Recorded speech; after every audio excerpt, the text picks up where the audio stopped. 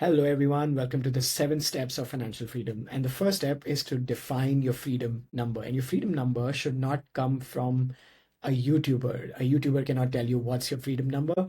A formula cannot tell you what's your freedom number because the freedom number is really the number at which you feel the best and you sleep the best at night. And a lot of people might tell you that you have to multiply your annual expenses by X, or you have to calculate this much percentage of your portfolio, etc. But your freedom number is really what you can sleep well with. There obviously has to be some math which sets as a fundamental reference, but that's not your freedom number. Your freedom number is actually two numbers. And what I do is I calculate these two separately. My first number is my enough number, and this is my need number. I need to have this number in order to hit financial freedom. And the second number is my want number. I want to have this fancy number, which is 100 crores, so that I can call myself financially free. Now, my enough number, my needs number is 10 crores, which I'm about to hit. And the reason why I have a want number is because I want to keep creating value in the world. I want to keep building business. I want to keep hiring people. I want to keep having my team have more revenue because I am motivated to get more clients, which is why I need a want number. But if you're not a business owner, maybe you just want to retire on the beach or you want to just relax, that's amazing. And you can just have a want number, a needs number, which is your enough number. You don't need a wants number like me. So you need a needs number and a wants number, right? And these are personal to you. So have your own personal benchmarking. Don't fall for these online formulas, and then reevaluate your lifestyle changes. If you have, if you're a single person, you're going to get married, you have to redo the numbers. If you get married, you have one child, you're going to redo the numbers. If you have one child, you're going to have another child, you have to redo the numbers. So the numbers will keep changing. And also, most importantly, they should help you sleep better at night. Step two is to be debt free. So you want to eliminate all kinds of debt. If you're a business owner, then you want to eliminate all of your bad debt. If you're just a regular person who, has a job or has some freelancing, you want to make sure you eliminate all of the bad debt, which is basically debt that comes from things that don't make you money. So that could be, loans that you've taken on your cars, on your, all of that stuff that you buy that doesn't make you money is all bad debt. You want to get rid of it. If you have to buy something that's going to make more money, like for example, if you want to buy a laptop to start working online, that's going to make you more money. And if you have to take a loan to do that, yes, you may have to take a loan to do that. But you want to get rid of it as soon as you start making income from that particular thing that you bought, right? You also want to build an emergency fund. So typically 6 to 12 months. I don't really think that there's a specific recommendation that I would say that you should build it for X amount, but it really depends on how much runway you want to have. Now, just remember that things can go crazy in life. Now, we've already have some past data about this from the pandemic, and people who are older than us, they have more past data about how life can be crazy for 6 months, 3 months, 6 months, or 12 months. So those are all good time periods, I think, to consider to have an emergency fund. Another thing I would highly recommend is add health insurance, not just for yourself, but all your dependents, whether it's parents, your spouse, your children, anyone who you might have to pay for if they fall sick. So that's what you want to think about when you add an emergency fund. So debt, emergency, health insurance, that's all clubbed into the second step. Now let's come to step three. You'll be surprised that I'm not talking about investing in stocks because I don't do that. And I don't think that it falls this is the time to do that. You've built your emergency fund. That doesn't mean that any other money that you have, you're going to just start investing. What you have to do next is invest in yourself and develop your core skills. So the core skills ideally should be skills that can add a lot of value to the world and that make a lot of money. So marketing, coding, writing, all of these kinds of skills that make you highly valuable in today's marketplace. And I have a separate video about making income, making money, where I talk about the top skills. But these kinds of skills is where you want to focus on, and also skills that buy you freedom, not just freedom of money, but also freedom of time and freedom of location, because marketing, coding, writing, these are things you can do from anywhere. The important thing is that you provide value that increases income, which is why we are investing in your skills. Feel free to buy online courses, workshops, webinars, masterminds, events. All of these things are going to pay you much more dividends than even investing or buying stocks. That's going to happen, but at a certain point, because if you start too early, unless your core skill is investing itself, which is like, for example, Warren Buffett, everyone says his success is because he started early, but then his core skill was also investing. But if your core skill is marketing, like for example, in my case, growth marketing, I made a lot of money and I spent a lot of money in improving that skill. And then I was able to compound my wealth much better at a faster rate. Had I not put in that money then, I would have probably been dependent on something like a YouTube channel talking about investing to make money. The beautiful thing that I don't depend on this is that I can share you transparent advice, right? So there's many benefits that come with having a core skill. So develop your core skill first. It could be video editing, for example, right? So if video editing is your core skill, you need some software, you need to buy some fancy tool, buy that tool and edit better videos, practice on that tool so that you become better, so that you can charge more prices. It's going to be a much better investment than saying, oh, now I can edit videos, I can use a free tool, and then I can use that money to buy Reliance stock or whatever stock, or even the index or whatever.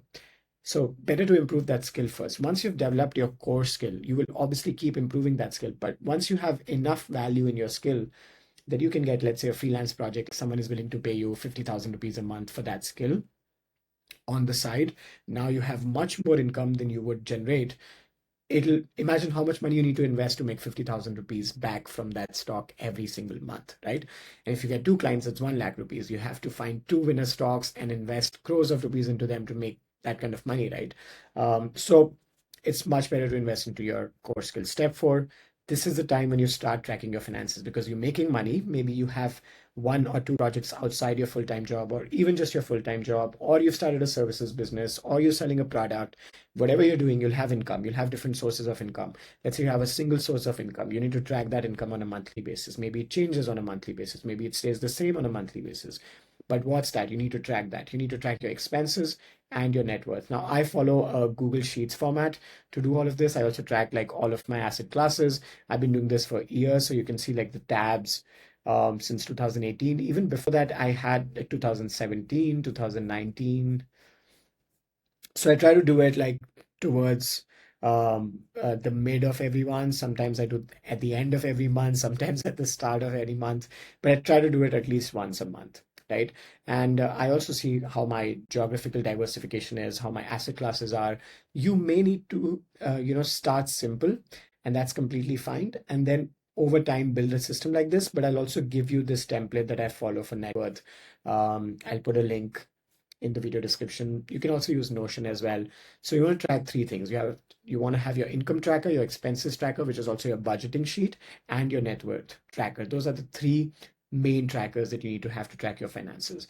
Only when you track your finances will you know what your value is, and your value is equal to your net worth. So for instance, I'm a $1 million person because my net worth is $1 million. This month, November, last month, I hit $1 million in net worth. That's my value financially. Of course, there's emotional value and all of those kinds of things. But money wise, your value is not how much you make, but what your net worth is, which is income minus expenses. That's the amount that's left. That's your savings. And then you could put it into asset classes. You could put it into stocks. You could put it into real estate. You could put it into index funds, ETFs. You could put it into gold. You can put it into crypto. That's up to you. You have to then learn about diversification and all of that. But till now, you see that we've been on 4 steps. We haven't really learned about investing. That's completely fine, because the point at which that's going to pay dividends is step 5, which is to build your freedom portfolio. This is where I really think that people should start even exploring YouTube videos about investing, or courses about investing, or go to their bankers and ask them what all instruments you have, and then understand, oh, this is just like a sales strategy. All of this exposure should happen at step 5. Before this, if you're locked in a room, or sitting in a cafe, just thinking about your core skill, improving your core skill, that's going to pay off the most dividends in your life. So until these steps, you're not doing any investing, right? But you might, of course, like, this is not a blueprint as such, but this is what I followed, and this is what I would do if I had to do it again. So at what point should you start seriously investing? When you have enough money, which is 10 times your annual expenses. And I know this sounds a lot, but this is where you'll have the comfort and cushion where you could invest, and you will also have the maturity to invest. Otherwise, what will happen is you have 5,000 rupees, you will start trading, because at 5,000 rupees, you're not going to just put it in an index fund. Come on. You're not going to put it in an index fund and say, oh, I'm happy my 5,000 rupees will grow in the next 20 years. That doesn't happen. If you start investing when you have 5,000, 10,000, 20,000, 50,000, 1 lakh rupees, you basically buy stocks, which is a waste of time because you start looking at charts and graphs instead of focusing on your core skill. So wait for you to accumulate 10 times of your annual expenses. This will also do one more thing. It'll teach you how to budget. It'll teach you how to define your enough. It'll teach you how to spend less because you're waiting for the time when you can start investing. If your annual expenses is like magically, let's say very low, let's say it's 1 lakh rupees a year, then 10 lakhs is the time when you can start investing. If your annual expenses is around 10 lakhs, which is the case for me, then at 1 crore is where you'll see the magic of investing. And I've made a full video about this, why net worth explodes after 1 crore. Beautiful video. I think the algorithm loves it. I love it now because when I watch it again, I realize, okay, this actually works. This makes sense. While making the video, I just wanted to share from my side, from my story as well, because this is what I saw. Before 1 crore, I tested out a few things in the stock market. I did swing trading. I said this and that. But the returns that I got from my growth marketing skill were always much higher, much higher, much higher. At 1 crore is when I actually started breaking down my investments into index funds. So I put 30 lakhs into Nifty 50, 30 lakhs into Next 50, 30 lakhs into Nifty 150, and 10 lakhs into NASDAQ 100, and I let it compound. And that's where I saw the compounding magic happen. So before that, I would just keep putting money back into my skill, back into my skill, back into my skill, buying tools, buying courses, workshops, masterminds, events, webinars, whatever's out there, learning. Maybe taking up projects at a lower fee. That's also like a way of investment. And then you can think about, okay, some people think about stocks, some people think about mutual funds, SIPs, some people think about index funds. Now, I'm the index fund category because I want to sleep better at night. I don't want to look at charts. I want to focus on my core skill and my health and my family. I don't want to be involved in the stock market. That's not me. I don't associate myself with a person who cares about what's happening with the stock market, right? So I invest in index funds. For some people, stocks might be okay. For some people, mutual fund SIPs might be okay. I also have active mutual funds in my portfolio, so that's completely fine. But I don't buy individual stocks.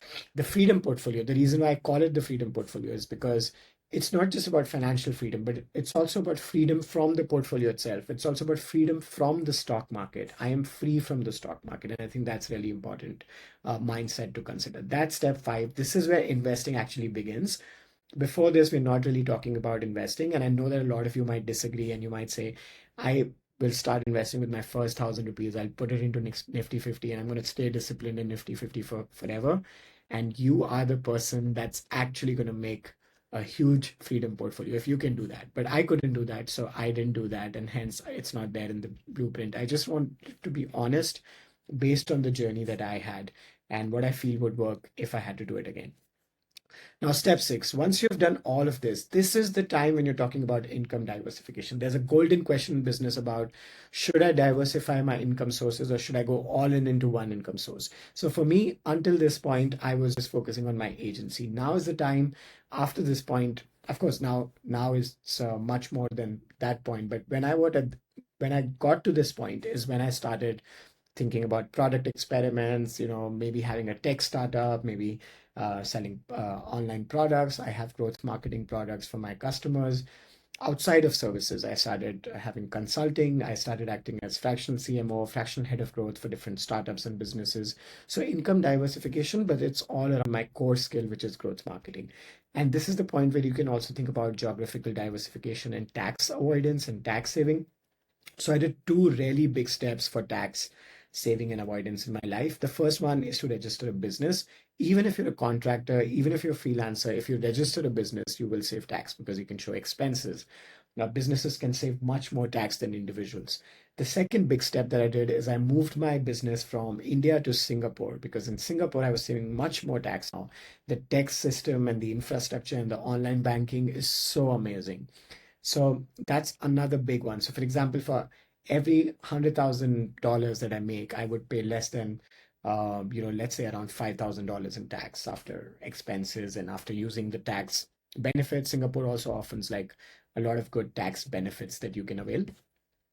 along with a beautiful tech infrastructure, which I found lacking in a place like Dubai, for example. You could also save tax in Dubai, but the digital banking and the tech infrastructure is not, is actually very old school. So I have a full video on this about how to incorporate in Singapore. The service that I use is Awesome, and they are really awesome. So I'm going to put a link of Awesome in this video description just because I love their services, and they have a great offer for my YouTube subscribers. So definitely check out that if you're a business owner.